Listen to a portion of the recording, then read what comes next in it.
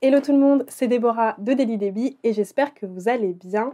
Aujourd'hui, nouvelle vidéo de la série 2021 en 21 livres. Le concept est simple, pendant 21 jours, je vais vous présenter 21 livres qui m'ont plu en 2021. Et si vous n'avez pas encore vu les précédentes vidéos de cette série qui arrive bientôt à sa fin, je vous mets le lien de la playlist dans le petit i et également dans la barre de description. Et si vous aimez les vlogs lecture, si vous aimez la série, si vous voulez m'apporter un peu de love, vous pouvez toujours liker la vidéo, activer la cloche et vous abonner à la chaîne. Sur ce, prenez votre thé, votre café ou un truc à grignoter et on y va.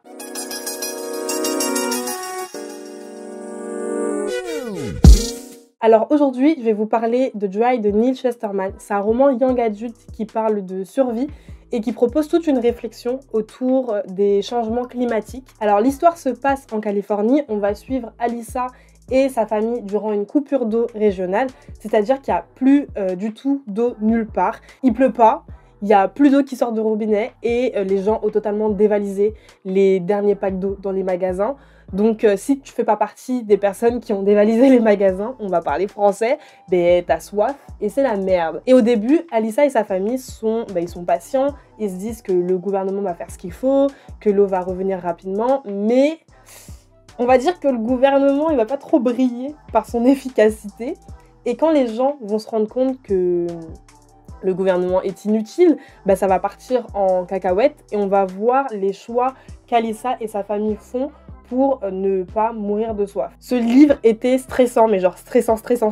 J'avais l'impression de vivre la coupure d'eau avec Alyssa, parce que ça se passe à notre époque, c'est pas dans un futur éloigné ou dans un futur parallèle, c'est genre ça se passe là, tout de suite. Genre on est dans un été lambda, il fait chaud, toi tu te dis tu vas aller chiller, etc. Et là, bim, coupure d'eau.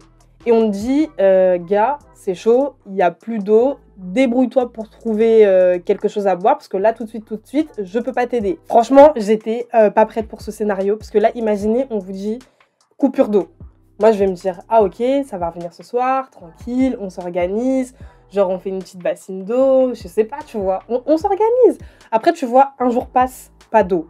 2 jours passent, toujours pas d'eau. Osez pas me dire c'est pas stressant comme situation. Moi perso, je suis une baltringue, j'ai besoin d'eau pour survivre, donc cette situation m'a stressée.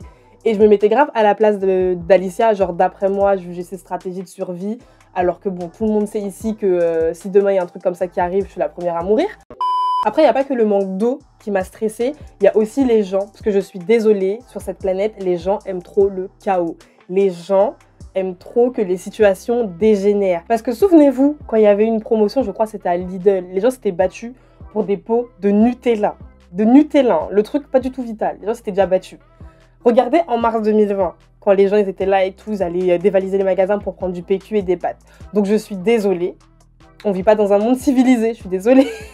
Notre monde est dangereux. Et quand vous lisez Dry, vous perdez encore plus foi en l'humanité parce que vous vous rendez compte à quel point, si la situation dégénère, bah c'est foutu. Parce que quand ça va partir en cacahuète, il y aura forcément des personnes qui seront désespérées, il y aura forcément des personnes qui sont dans le besoin. Et à côté de ça, tu auras forcément également des personnes qui voudront profiter de la situation, qui voudront faire du business sur la situation. Donc, on est dans un monde qui n'est pas civilisé. Et même quand ça va partir en cacahuète, en fait, on aura obligatoirement des personnes qui seront désespérées, on aura des personnes qui seront dans le besoin. Et à côté de ça, bah, on aura aussi des personnes qui vont vouloir profiter, en fait, des personnes désespérées ou qui vont vouloir faire du business sur le désespoir des gens, tu vois. Et même au-delà des personnes qui vont vouloir profiter de la situation, bah, t'as des gens lambda comme moi, qui vont essayer de garder leur âme, qui vont essayer de s'organiser, qui vont essayer d'aider les gens. Donc tu vas te regrouper avec tes voisins. Tu sais que ça va mal tourner. Moi, je sais que si tu fais ça, ça va mal tourner. Il faut jamais se regrouper avec des personnes que tu ne connais pas. Déjà, les personnes que tu connais, tu sais, ça veut partir en cacahuète. Alors des personnes que tu connais pas, on est d'accord. Mais bon, du coup, dans le livre, tu as des gens qui essaient de se regrouper, qui essaient de s'entraider. Mais le livre, il va te montrer qu'il n'y a aucun espoir. Gars, peu importe ce que tu fais, la tension va monter et ça va finir par péter. Donc en vrai, c'est grave très simple parce que c'est un peu comme Walking Dead. Tu gères la crise et tu gères les humains. Mais à la fin de la journée, tu as beaucoup plus peur des humains parce que tu sais